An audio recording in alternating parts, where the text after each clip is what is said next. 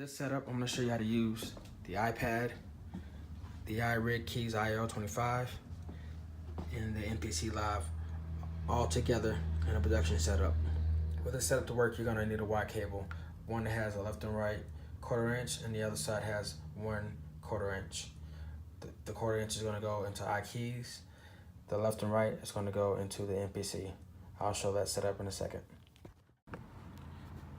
You're gonna need a cable that has a left and right on both ends to plug in to your Mpclive from your iRig's keys IO. We're gonna start by connecting our left and right out of the iRig IO.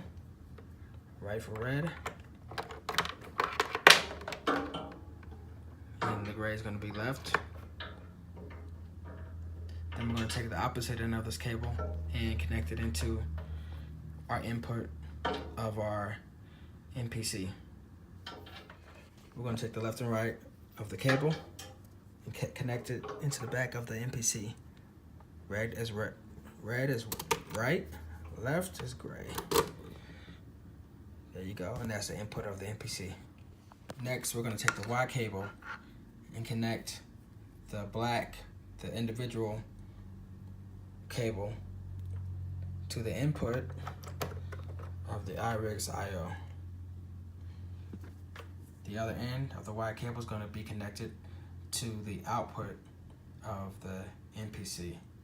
The opposite end of the Y cable and connect it to 3 and 4 of the Akai MPC. Put the red in the right hand side, which is on the bottom, and the gray is going to be the left hand side.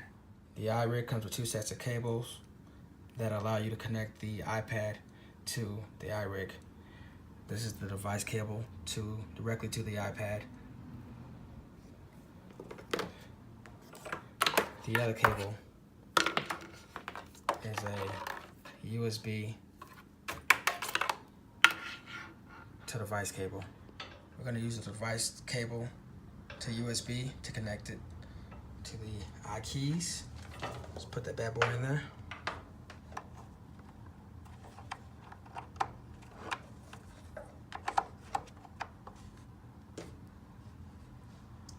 And then we're going to connect the other end to the iPad cable.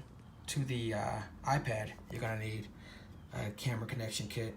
This is the USB 3, which allows you to charge the iPad as well as run a MIDI device or controller from the iPad. Next, we're going to set the application using the AUM in the iPad. Go to plus. We're going to go to plus up top. Go to hardware input, and it's going to say iRig keys IO25. That's our MIDI keyboard that has a built-in interface, and it's going to the out of the iRig's left and right. Next, we're going to our MPC to set up receiving sound and sending sound to and from the iPad. You want to go to audio, go to monitor, and that's going to monitor the sound that's coming out of the iPad. The sound is traveling from the iPad to the interface to the MPC. Next, we're going to get sound from our MPC to the iRig into the iPad.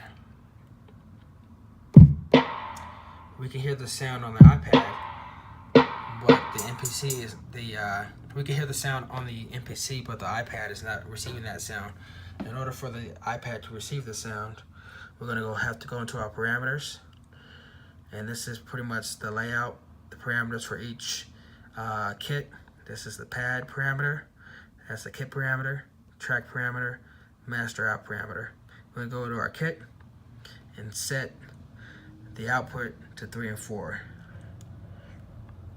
And now when we hit the key or the pad,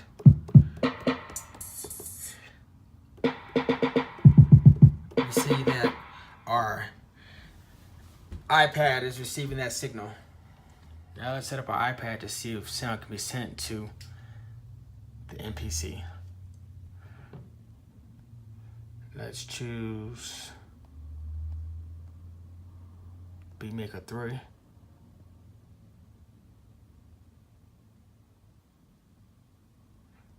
New session. It's called all categories, pianos.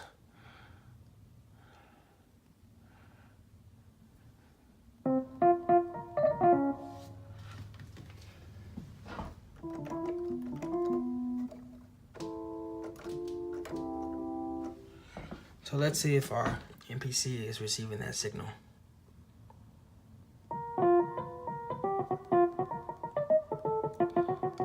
It looks like it is.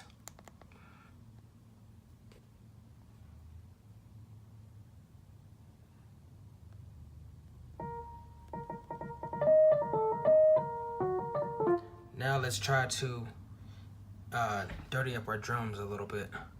Let's go to, let's see, lo-fi dirt. Put a little dirt on them drums.